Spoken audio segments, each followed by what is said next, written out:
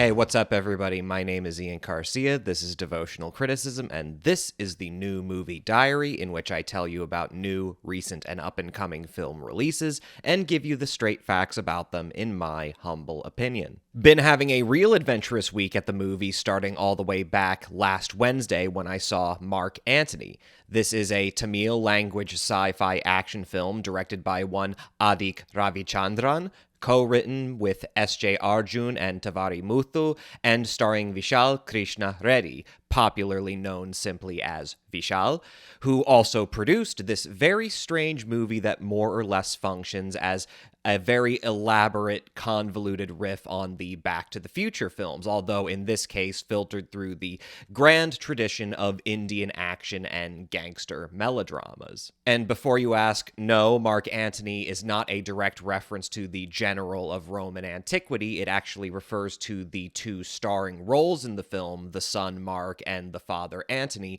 both played by Vishal in this case. Basically, the film starts off in very eccentric fashion in the mid-70s. We have a scientist who invents a telephone that can make a phone call to the past. While proudly celebrating this accomplishment at a nightclub, he gets caught in the crossfire of a shooting, the murder of the gangster warlord Antony, the Antony of the title played by Vishal. So both Antony and this scientist are dead, but 20 years later, Antony's son, Mark, also played by Vishal, is now a humble auto mechanic who suffers under the yoke of his father's legacy. He wants to leave the city and start a new life in the country where nobody knows him, but he can't get out from under the thumb of Jackie, his father's former partner, who now runs the game after Antony's murder and ostensibly wants to keep Mark protected, but seems to have ulterior, more possessive motives. Jackie is played by S.J. Surya, and S.J. Surya also plays a dual role in this film as Jackie's son Madan, basically this psychopathic, spoiled rich boy who is as diabolical as Mark is noble. Mark is also in love with Ramya, played by Ritu Varma, but when her parents discover the identity of Mark's father, they refuse to consent to the two of them being married, and so one night, Mark is drunk and depressed and fumbling around in his garage when he discovers what else but the telephone that makes calls to the past. Mark now discovers he has the power to significantly alter events of the last 20 years, but, of course, any dabbling with the past comes at a cost. Mark Antony also happens to be the first Indian film I've seen in quite some time. In fact, eerily enough, the last time I watched an Indian film was around this time last year, and if you're wondering, no, it was not RRR. I still haven't seen that one, and it's not like I'm not diligent about keeping up with Indian cinema. In fact, I'm in a pretty lucky position to be living pretty close to a Regal cinema that programs a lot of Indian movies, and I've got a decent amount of Indian movies that are on my watch list and that I still want to see for this year. But being in a rather unique position to be more aware of Indian films that are getting limited theatrical pushes stateside, I do have to say that I don't necessarily feel alone in this. Getting into new Indian releases is often a very daunting prospect, and for a lot of reasons. The first is just obvious cultural differences, and I want to be clear here, there's a wide variety of Indian movies, and it's unfortunate that, especially since the surprising increase in Western cult interest in commercial Indian cinema, with RRR seeming to have really come out of nowhere and captured the zeitgeist and really drawn attention to the rise in Indian commercial cinema as a global rather than a regional phenomenon. It's still unfortunate that, for better or worse, a lot of the films that tend to be the most successful among international audiences, especially Western and English-speaking ones, the ones that get the most attention and thus the ones that color the most perception of Indian cinema, tend to be very narrowly catered, over-the-top, epic action movies. And those films tend to, along with romantic comedies, they tend to be the most successful films in India as well, but insofar as it's encouraging to see more people take interest in Indian cinema and its particular cultural idioms and history, there's also just no doubt that a lot of the diversity and the margins of Indian cinema are being kind of pushed out of the bigger picture by the big, audacious action epics. And when it comes down to it, in any given week, I can check my local listings and see a new Indian action epic that's playing a limited theatrical run before it goes to streaming or VOD. And at the end of the day, a lot of them look virtually identical. So it's difficult after a while of seeing just how aggressively this type of film is churned out and exported to really work up the energy to sit through them extensively. Which, of course, leads us to the second sort of psychic barrier of really getting into commercial Indian cinema, even when you tend to like quite a lot of it, which is that even when they're good, they usually come with the 1-2 punch of being both very long and also stylistically exhausting, because this is just a part of the historical institution of commercial Indian cinema, where even as Indian cinema progressively reveals the significant influence of foreign cinema, especially American and Chinese cinema, one of the things that's so fascinating about Indian cinema is how it still has these institutional values of elaborate production and aesthetic decadence and romantic prestige that in the West we haven't really had since the days of the classic Hollywood studio system. And in the particular idioms of Indian cinema, very often what that works out to is that Indian films are rarely allowed to be, and are indeed expected to be, as big of an event as you can squeeze out of, by Hollywood standards, still relatively low budgets. And that doesn't just mean epic runtimes. It means that everything about the movie, from the production design to the operatic performances to the archetypal character parts to the music, has to have this epic scope, has to be sort of all things in one. So it's not like if you're making an action movie, you're just making an action movie. It has to be an epic, operatic action movie with these archetypal heroes and villains and these big, elaborate, sometimes convoluted plots. But it's also got to have persistent elements of farce and work as well as a comedy as it does as an action-based drama. But then it's also got to have romance and really simple melodrama that appeals often rather explicitly to the great romances of Indian history and Hindu mythology. And then, on top of that, it's also got to be a musical, even if that means you only have even just 1 or 2 prerequisite musical numbers. And then, on top of that, the music is so bombastic and contemporary that it's often completely anachronistic to the setting of the film. And it's one thing to appreciate these things for their eccentric or camp value, but that's the thing, is that for the first hour or so it feels like camp, but in Indian cinema, this isn't camp. There are just these normative values of popular entertainment. And so being an outsider and going into it, this can be so freeing and exhilarating and anthemic. And a lot of you out there got a sense of that by seeing RRR. But it's also exhausting, especially when it seems like, just like with our own fantasy and action tentpoles, major filmmakers in India seem to be rather content to just recycle and rehash the same stories, the same stock action heroes, the same pablum romances, the same mustache-twirling villains, the same music over and over and over again. Then finally, the third impediment is just that, as you might expect, there just isn't a tremendous amount of appreciation by Western exhibitors writ large for the unique spectatorship of an Indian movie, that you're actually really lucky if you find a theater that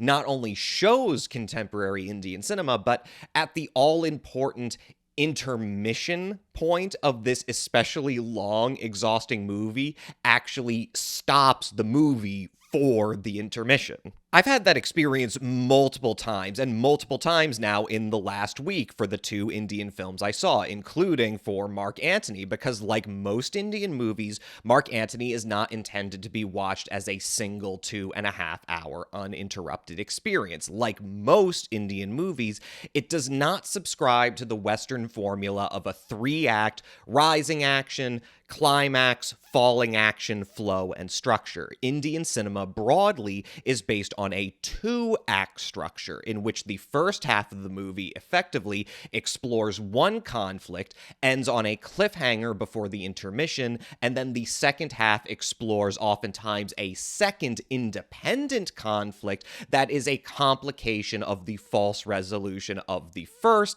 and has to wrap things up over the course of basically one long climax. But most Western exhibitors either don't appreciate this, or they're ignorant of it, or they're just too understaffed to properly program these two-act Indian epics. And so what typically happens, and this was my experience for Mark Antony, was that after an hour and 15 minutes, we reach the really audaciously stylized cliffhanger breaking point, where there was even a title card literally flashing break time at you on the screen, and then the automated digital projection system just blew right through the intermission point and right into the beginning of the second act, which, of course, began with a recap of the first act. It really stinks, because even if I wanted to get more out of Mark Antony than I did, I wouldn't have been able to, because I literally couldn't watch it in the manner that it was intended, where you get the first feature-length episode, you get an intermission, get up, take a break, digest what you've seen, maybe if you go to see it with other people, talk to them about it, wonder what's going to happen next, get some concessions, and then get ready for the second feature. And if that wasn't bad enough, it seems that the information that the Regal I saw this at didn't have the correct running time. Because if you Google this movie, it'll tell you that the running time is a little over 2 hours, but it's actually about a half hour longer than that. And because everything in theaters these days is basically run on automated projection, what ended up happening was that the movie was still 20 minutes from the end credits, but then the house lights already came up. Really subpar theatrical experience, and really all owed to the fact that film exhibition in the US is so understaffed and so inflexible that I really can't say that I watched Mark Antony under circumstances where, even for all of its flaws, that it got its proper due, where I was only thinking about the movie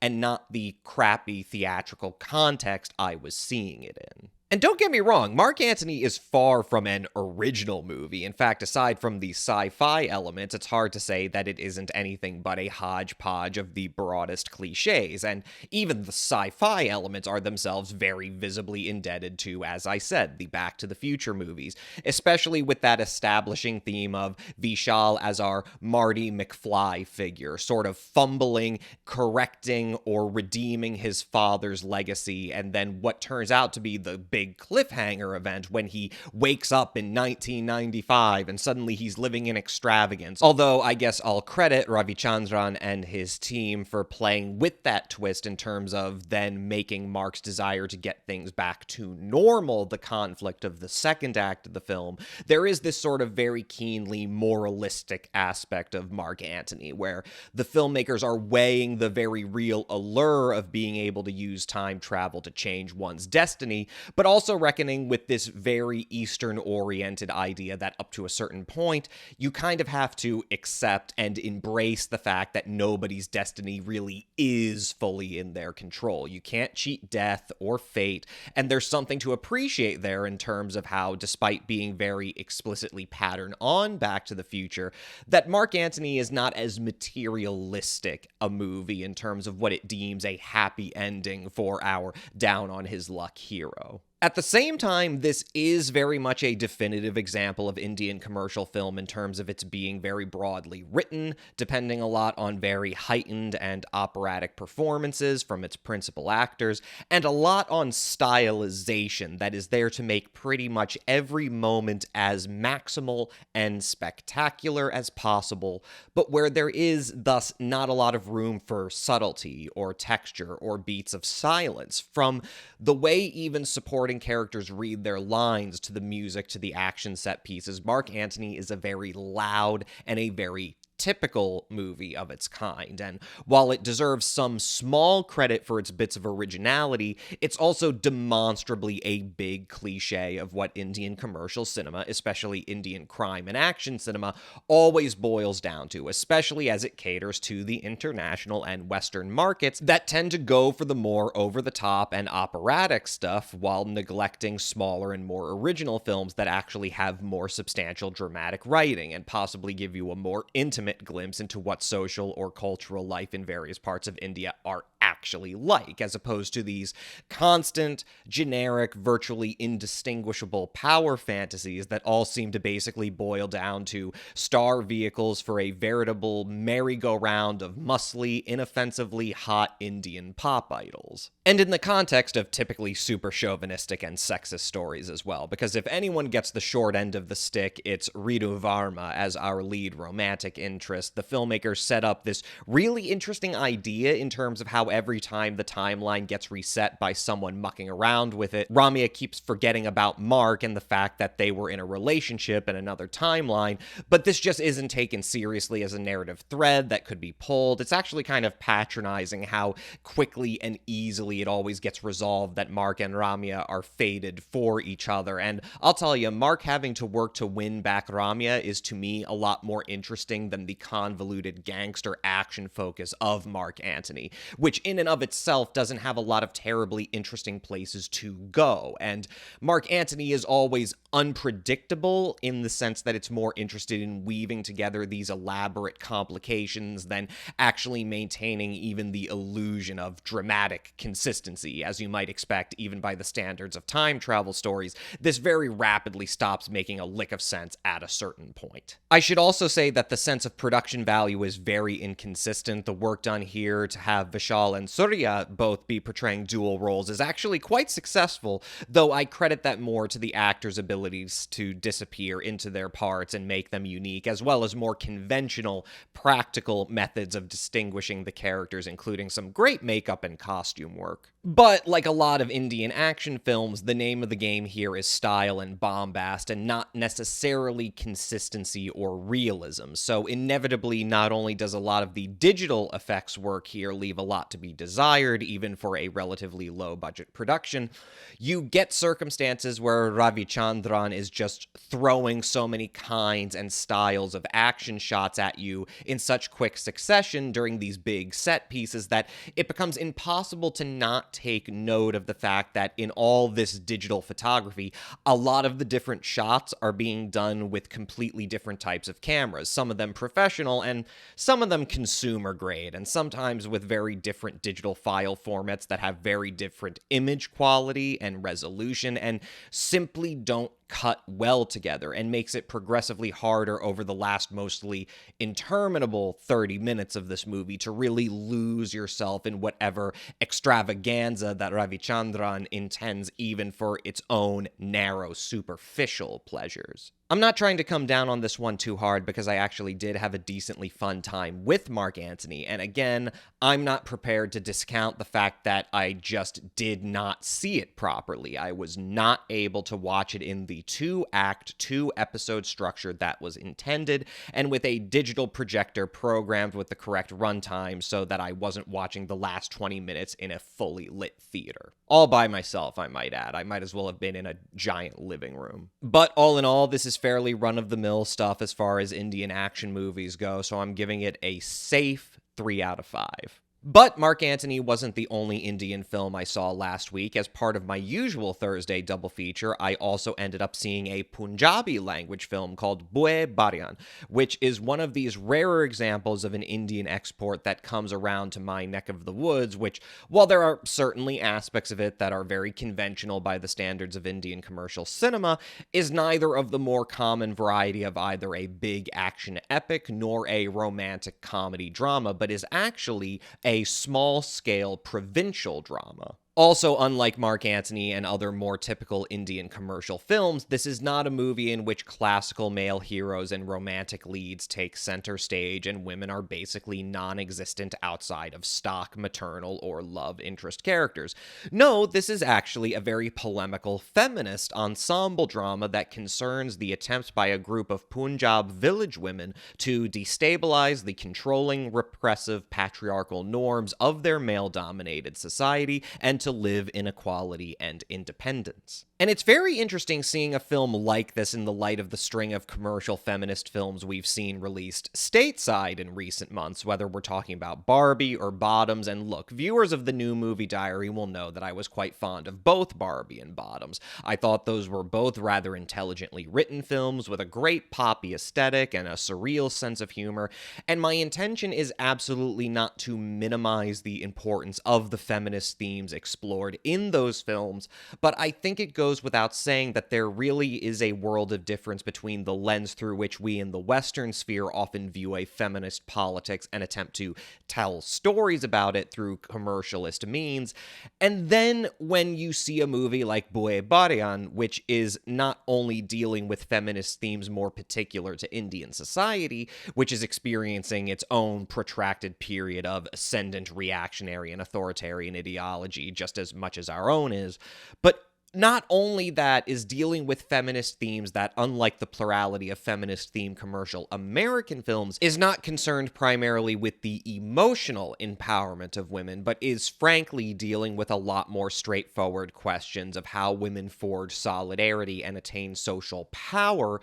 in a context where the primary obstacles are not implicit biases and double standards, but are rather more obliquely the persistent threat of the most vulgar displays of sexual control and systemic violence in response to what we, in the secularized consumer West, would consider the most minor of grievances against the breaking of social customs and taboos. And again, I'm not trying to minimize the importance of violence and coercion as mechanisms of patriarchal control in America either. I'm just saying that if you're comparing a movie like Barbie or Bottoms to BUHE, you're comparing movies that either only ever allude to the threat of violence, or in the case of Bottoms, play it off in this heightened parodic context where all violence itself, by the way it's portrayed, is minimized. There's a big difference between that and what BUYE portrays, which is a world in which something as simple as this group of women gathering at open spaces where men chiefly congregate and talking loudly and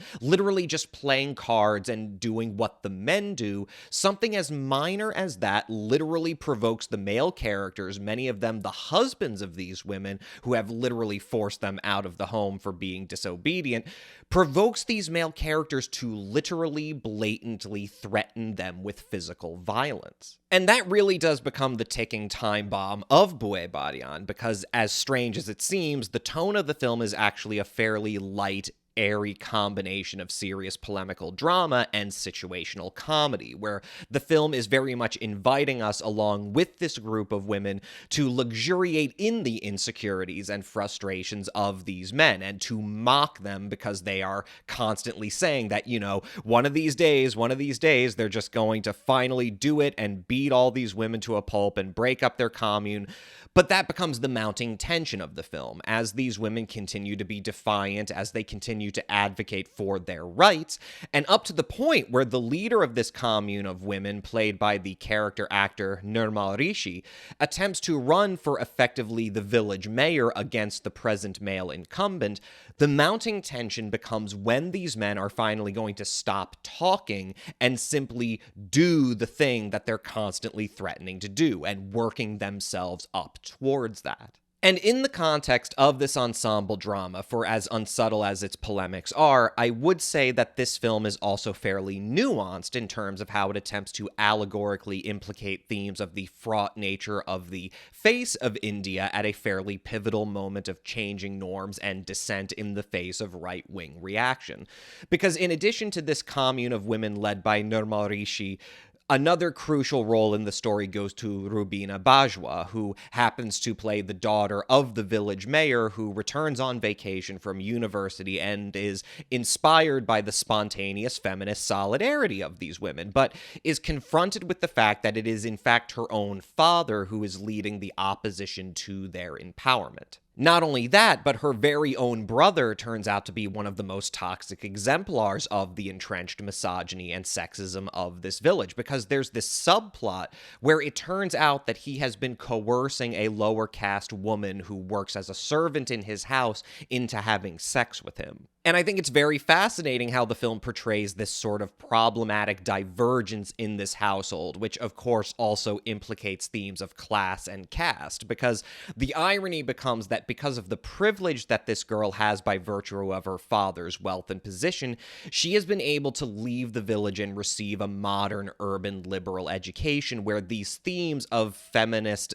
empowerment are, while not fully normalized by any means, are at least more normalized to the extent that she takes these ideas of empowerment and equality for granted. And I just love that allegorical framing of the divergence in this household. One sibling being a thoroughly educated liberal feminist, and the other being a hardened casteist misogynist who sees women, particularly lower caste women, as having an inherently subservient role of the most violently sexualized kind. That turns out to be such an important theme and source of understated tension in the movie. The idea that ideas in and of themselves, that talk and polemics are not enough, that they are just words and ideas that, when applied to present systems of authority and control, don't hold any implicit power. Rubina Bajwa's character can offer solidarity with these women. She can talk back to her father and support the premise of their equality,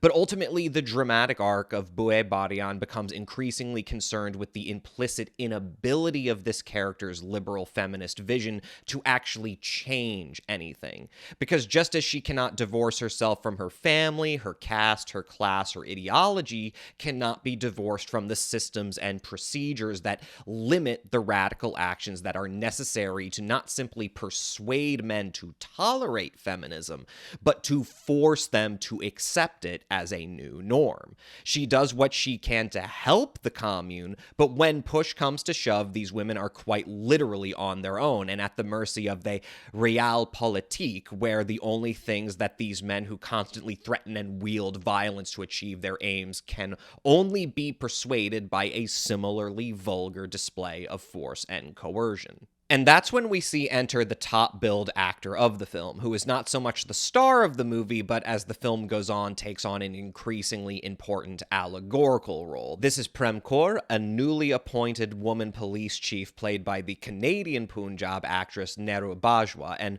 before you ask, yes, Nehru and Rubina are sisters, and no, it's not a coincidence that they both get cast as the two other pivotal allegorical roles in this triangle of female leads, completed by Nirmal Rishi, because in addition to being the top-billed performer of BUYE, Nehru Bajwa is also an executive producer on the film. So this is not just a star vehicle for her, but apparently a rather personal project. And I must say that the elder Bajwa portrays a really fantastic, eccentric character here. She has this great sadistic quality about her where she's always entering scenes by dancing and compelling others to dance with her so that she can kind of toy and play with them. And make no mistake, Prem Kaur is not a girl boss. She is portrayed as a very explicitly corrupt character who, for most of the film, is actually antagonistic towards the women. She's very distrustful of women's solidarity in general, and like many corrupt police officers in Indian commercial cinema,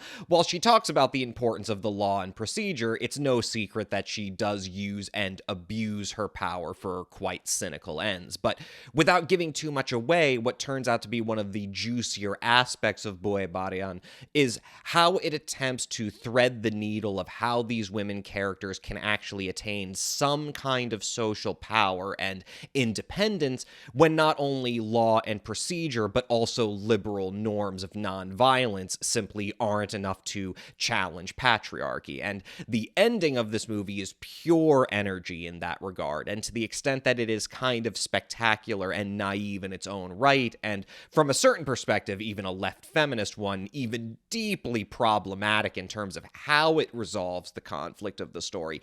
is about a million times more seriously feminist, I think, than something like Barbie. Now, all of this is to say that I think BUYE is a rather important and interesting movie, but not necessarily a good one. The lack of subtlety to the narrative and dialogue is one thing as far as the screenplay by BARIYAN goes, but there's some really glaring shortcuts that this story takes, especially in terms of how it resolves that subplot involving the racist brother of Rubina Bajwa's character. It's a really incredibly bizarre twist, and I honestly don't know why that aspect of the story wasn't more of a dramatic focus and carried over more of the narrative. But besides that, the direction by Uday Pratap Singh is also incredibly pedestrian, and look, I don't want to be that guy in terms of writing it off like, oh, feminist movie ruined by compromises by male production heads, but at the risk of being a little too spicy, while I can respect Waring and Singh as male allies, good male allies are hard to come by,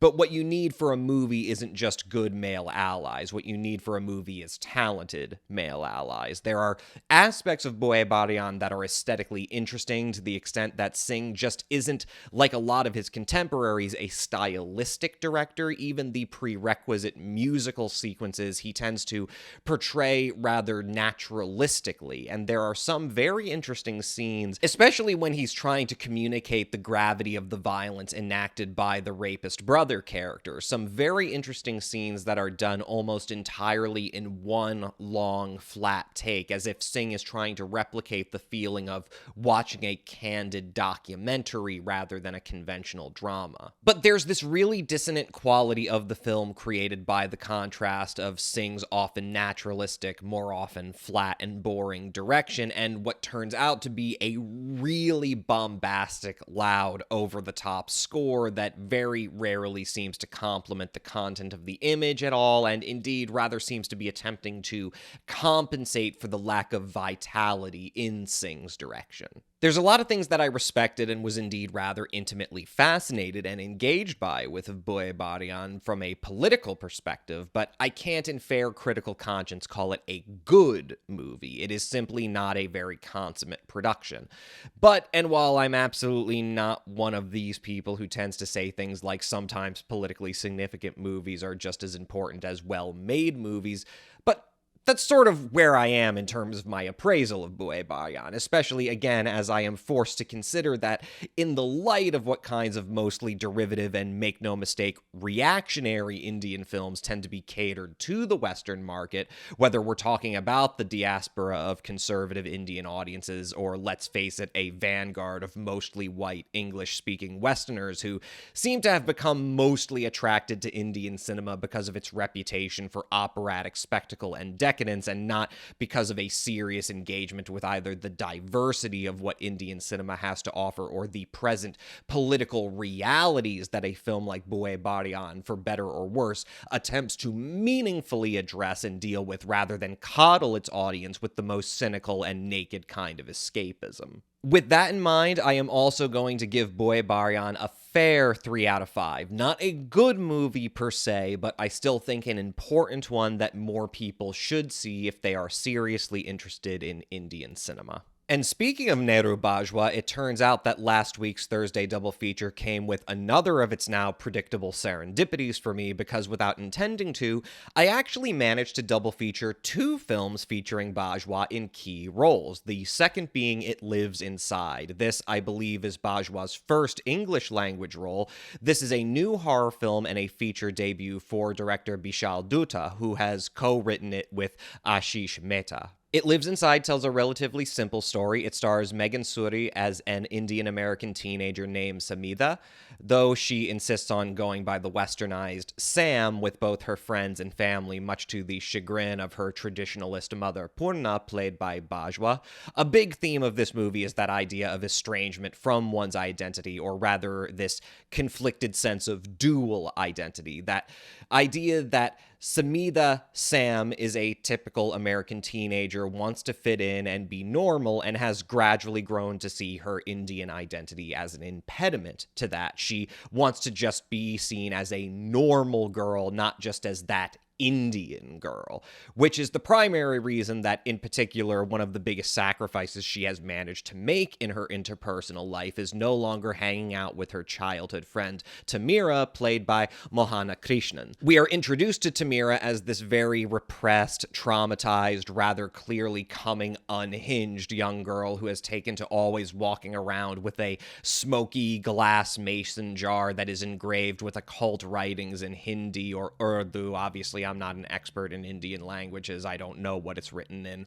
You can probably see where this is going. There's a demon in the jar. Tamira reaches out to Sam for help. Sam rejects her, and in the process of trying to make a show of shaming Tamira in front of all the white peers who are spying on them, she breaks the jar, releasing the demon immediately after Tamira disappears, and now Sam is being haunted by the demon as well. The trailers for this haven't really left a lot of mystery with regards to the identity of the demon, but when it comes to low-budget horror movies, I guess most people don't really watch a lot of trailers these days and don't go to the theater enough to see them anymore, so I'll withhold giving away the identity of the creature or the granular details of its predictably demonic shenanigans, because if there's one thing I can say in favor of It Lives Inside, it's that I really respect how steadily Dutta teases out the identity and nature of this demonic force, even if the publicity for it seems content to just give it away completely. But then again, it's not like there's a terrible amount of psychological ambiguity to Dutta's presentation of events. This is very straightforwardly a supernatural horror film that really tends to exceed at the second level at which I really give the film some credit, which is that it has a really strong character core. Dutta manages to paint a really compelling dramatic picture of conflicted dual identity in the context of the Indian American community, and the dynamic between Sam and her mother Purna, I think, is especially well fleshed out. This doesn't feel like a lot of contemporary horror films in which attempts to engage in so-called elevated themes, whether they're social or psychological, feel rather superficial. And in fact, I'd go so far as to say that I was getting into the dramatic foundation of It Lives Inside enough that I could have honestly taken or left a lot of the demonic stuff. Suri and Bajwa's performances especially are quite good, and it's a real delight to see Bajwa playing in a completely different, understated idiom of performance in contrast with the more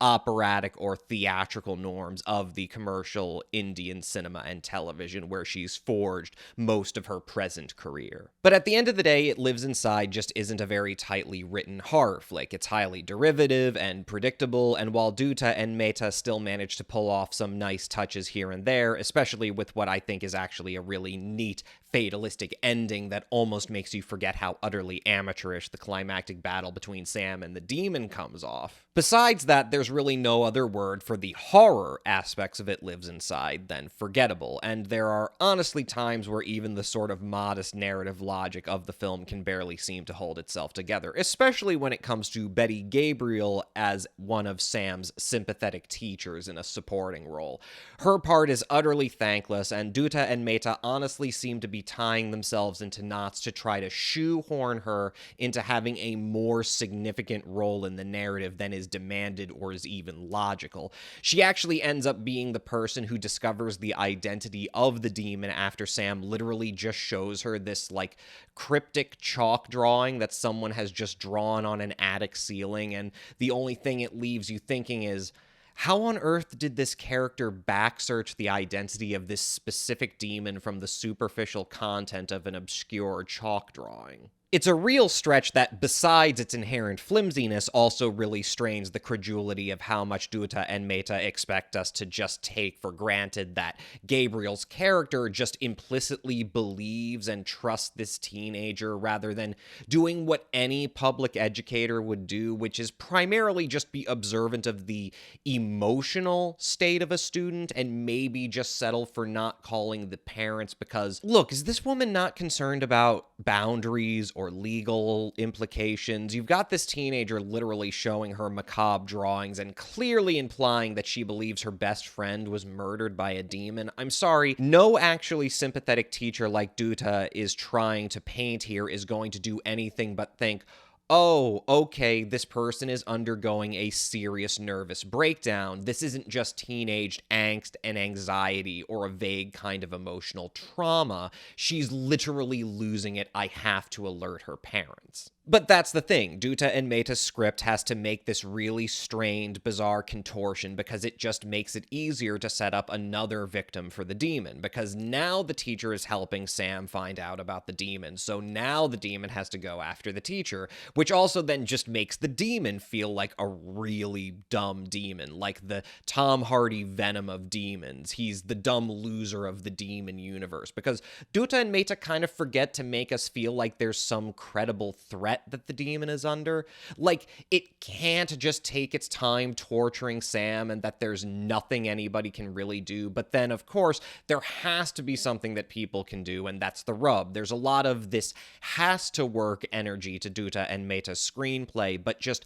not really anything in the way of satisfying your sense of continuity to anything that happens. And it all just culminates in this big nothing burger climax where there's these attempts at action where Duta is just clearly in way over his head in terms of communicating physical stakes or choreographing action, on top of which, in terms of the monster reveals, the design of the demon in this movie is just so boring. I thought the portrayal of Dracula in Last Voyage of the Demeter was underwhelming, but it lives inside as something else. It should have stayed inside, I'll tell you that much. You know what's odd? I was actually prepared to be a lot more charitable to this one in the last few days getting ready to do this, but now I think I actually am talking it back to myself. I'm starting to realize that I just kind of flatly got very little out of this. It's not a good movie. Very meager returns. I'm giving this one 2.5 out of 5. Again, besides some solid character work, very weak overall. Alright, this video is already going on way too long, and I'm sorry I didn't get this out at the beginning of the week like I usually do, but frankly, guys, I've got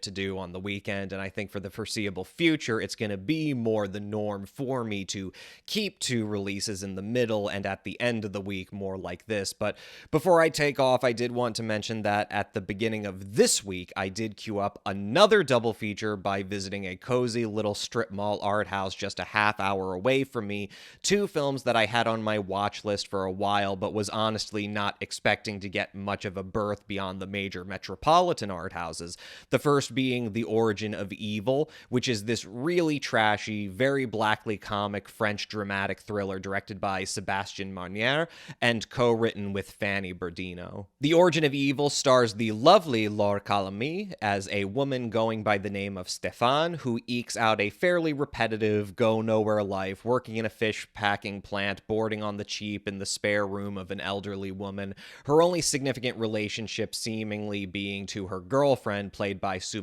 Clément, who is currently serving time in a women's prison for reasons that are at first quite obscure. That's a persistent quality of The Origin of Evil. Marnier and Berdino really do script this story in a very deliberately cryptic, trepidatious way where at first we're sort of on this voyage of discovery with Stéphane. We see her working up the nerve to get into contact with her estranged father, who turns out to be a very famous and wealthy businessman named Serge Dumontet, played by Jacques Weber. She claims, and Serge seems to take at face value, that she is his illegitimate daughter from one of his many affairs. We see Stéphane making the journey to the island where Serge lives in precarious health with his wife Louise, played by Dominique Blanc, and his daughter by Louise, Georges, played by Doria Tiller. And so what Marnier sets up is almost this kind of twisted fairy tale, a much more muted version of that classical aspirational foil of a working class Cinderella coming into some kind of long-awaited inheritance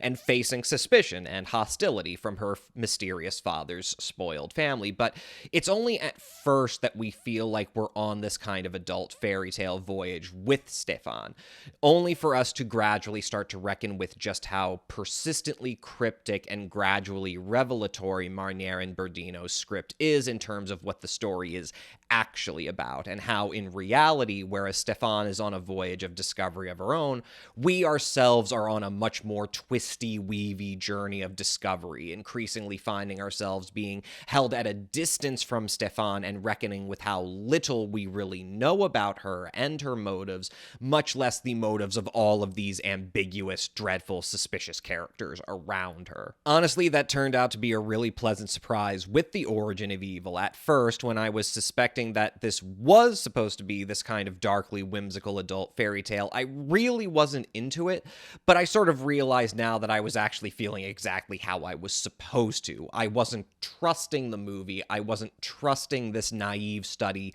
of this character, and I'm not about to say that The Origin of Evil is the most tightly executed dramatic thriller, and it probably has a few too many twists for its own good, but for what it is, I enjoyed it as something that I can only describe as being on the side of an exploitation movie with a really high pedigree of production and performance. And there are a lot of European movies nowadays that harken back to the spirit of international exploitation cinema, but I think what I really appreciate about Marnier's direction in particular is that it's refreshingly free of what so many contemporary exploitation or faux exploitation films have, which is this really synthetic sort of retro 70s or 80s aesthetic that is just drowning in mere reference to exploitation pretense than the actual spirit of an exploitation film. And The Origin of Evil definitely has the spirit of an exploitation film. This is the type of film that is increasingly unapologetic about how salacious and even at times superficial it is.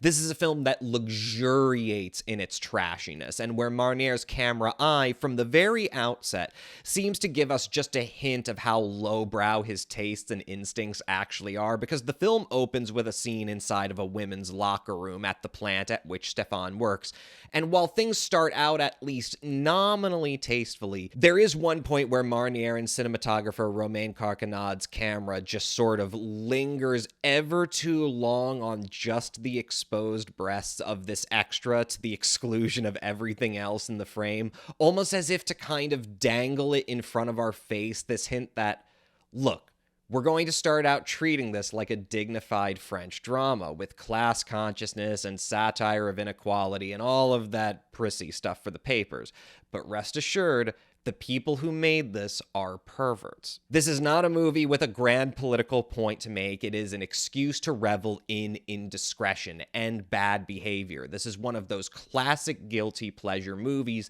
that is nonetheless designed to look as deliciously like a dignified art house film as possible. Like, in the moment you might think, well, that just seems like it was gratuitous, but it is gratuitous, and that's Marnier's dog whistle to the audience. This is not a movie made by nor for proud men of culture. And I think it works exceedingly well for an exploitation movie. I think the character study, and not just Stefan especially, but of the whole ensemble, is carried off very successfully, with very subtle, ironical touches here and there that successfully foreshadow things that you, like you should, only become fully aware of being foreshadowed by the time you've reached the ending. Marnier also makes some really nice stylish use of split-screen editing, which to me is highly reminiscent, perhaps a little too obviously, of one of his fellow exploitationeer contemporaries, Gaspar Noé, particularly Noé's more recent use of split-screen in both Lux Aeterna and Vortex, and you see a very similar, though adapted, dramatic purpose to its use here. It's not just style for its own sake. I think Marnier's use of split screen really elegantly accentuates how alienated characters are from each other, not only in spite of the fact that they may technically be occupying the same room. So you get these two separate shots in one frame to emphasize a sense of artificial distance or barrier between between them, but also separation and alienation despite the shallow pretense that they might have aligned motives. This is a movie where some of the most devastating emotional beats that you don't quite expect come from expectations that some actual alliance or solidarity is being formed between two characters, only to just be thrust back again into this completely cynical world in which all alliances are temporary and are matters of convenience, and basically everybody is just out for themselves and their own narrow sense of comfort. Maybe a little too long in the tooth, but I quite liked it, so I'm giving The Origin of Evil a 3.5 out of 5. I had real fun with this one. Finally, wrapping things up from that Monday double feature, I also saw My Sailor, My Love, a movie that I wasn't necessarily looking forward to seeing, but was really and truly taken aback by how much of an impression it made on me in terms of what I feel is just an emotional intensity that I was really ill prepared for given what the publicity and honestly what the kind of phony and deceptive title of it gave the impression of its being a really milquetoast, formulaic, feel-good tearjerker and late-life romance. This is an international co-production, and though it takes place in Ireland and is produced in the English language, it comes courtesy of Finnish director Klaus Haro, his first English language production, as well as being written by previous collaborators Jimmy Carlson and Kirsi Wickman. My Sailor, My Love stars James Cosmo as Howard, a bitter retired old sea captain and widower, Catherine Walker as his aggrieved daughter Grace, who is the only one of his children who regularly visits him, but her attempts to get close to and communicate with him he rebuffs. And then there's Breed Brennan as Annie, herself a widow and a retiree who Grace hires as a temporary assistant to her father while she prepares to have him transferred to an assisted living facility. As you might expect, the relationship between Howard and Annie is quite prickly at first, but a swirling, sunsetting romance blossoms between them, much to the chagrin of the obsessive Grace, who, more than being worried that this new excitement is not good for her father's condition, is forced to confront her own estrangement from her father as she witnesses him transformed into this image of the charming, loving boyfriend to Annie and patriarch of her own children and grandchildren, contrasted with the cold, distant person that she knew so intimately but remained so devoted to. I suppose the main rough patch getting into My Sailor, My Love is that the romantic beginnings of Howard and Annie's relationship feels a little rushed, a little too artificial and convenient, but it's helped immensely by the chemistry between Cosmo and Brennan, with Brennan especially delivering this really brilliantly subtle performance in which part of what's so attractive about it is that she manages to portray such a quiet, naturalistic character who is never as audacious or loud or pithy as a lot of the more formulaic roles for older women actors these days tend to be drawn as, and yet at the same time carrying this character with such an identifiable coyness, where she seems to know before anyone else that there is this potential for something between herself and Cosmo's character, where she portrays someone who is just so assured and confident about her own attractiveness, to an extent that she seems to anticipate Howard's attraction to Annie almost as a matter of course. But besides this tender love story, what My Sailor, My Love turns out to be more about is the strange ways in which a single person can have so many different faces to different people, especially in their personal lives. And besides Cosmo and Brennan's very good performances, Walker is absolutely stunning in this, and in some ways the movie revolves even more around her as its emotional center than these two characters, because while half of the narrative will be concerned with Howard and Annie, the other half will be more concerned with Grace's own struggles, and frankly her inability to reckon with her own demons, her own conflicted feelings of both devotion to her father and anger with him, and how this contributes to the unraveling of her own married life, and how she's basically forced to be a spectator to what she sees not as an authentic romance, but as simply her own selfish father playing a role that to her is almost like some cruel joke, some salt in the wound after years and years of never being appreciated by him for all of the sacrifices that she's made. It's interesting because since since seeing My Sailor, My Love, the film that I keep thinking about it in comparison to is Martin McDonagh's The Banshees of Inisherin, and not just because both take place in Ireland, but specifically because both films revolve around these parallel themes of how even in such small, isolated communities where people go through these rather repetitive lives, the characters here are just as much isolated from each other as they are from the outside world. Except that whereas The Banshees is sort of about the reckoning between these two lifelong friends, where one of them sort of realizes that the face that his good buddy has been presenting for so long and that he has accepted as the whole of him was in some ways just a put on and a facade, masking a much darker codependency between the two of them. There's something similar but modified here in My Sailor, My Love, where it's about the inability of ever truly knowing people in your own family, where, again, Grace is kind of at the center of this grand joke, where the man she has known all her life basically transforms into a completely different person who she can only understand through the lens of her own traumatic experiences, whereas Annie herself is similarly gradually confronted with the naivety of her own relationship with Howard, the extent to which she doesn't really fully know him, and that what she does know about him might just be a face that he's presenting. The obvious difference being that, unlike The Banshees, My Sailor, My Love has no sort of glib or black comic undertones or allegorical perspective. It is simply a romantic drama about that kind of cruel reality that the people around who our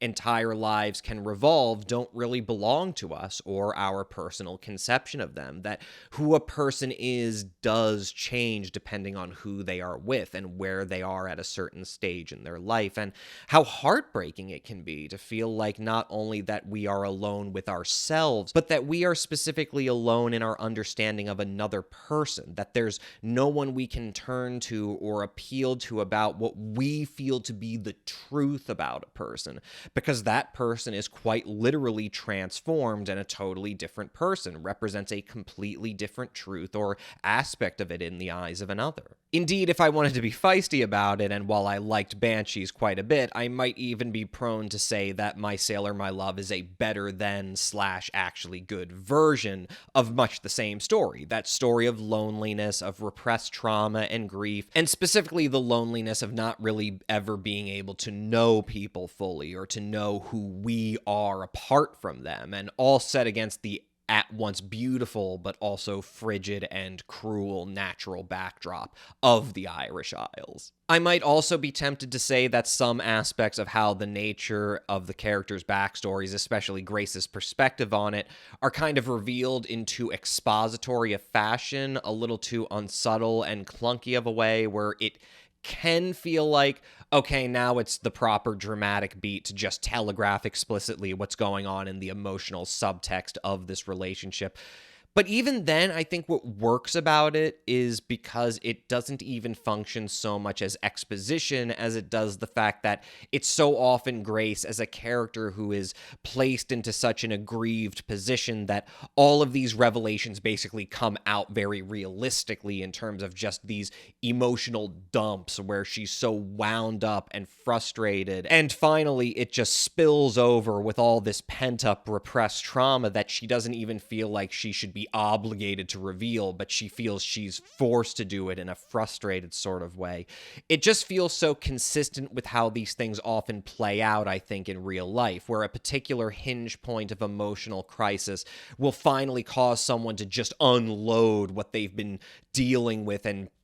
holding in for so long, in a way that is clunky and is inelegant, but is also, or at least to me, feels very true to life. There's this enormous, unpredictable emotional volatility to My Sailor, My Love that I think a lot of people won't be expecting, but will make for a much more powerful cinematic experience than they're prepared for. This really came out of nowhere for me as one of the most effective dramas I've seen in theaters this year. I'm giving My Sailor, My Love 4 out of 5. With that, it's finally time to pack it in. Thank you for joining me. Like, subscribe, bell, yada yada. My name is Ian Garcia. This is Devotional Criticism, and this was the New Movie Diary. I'll catch you guys next time.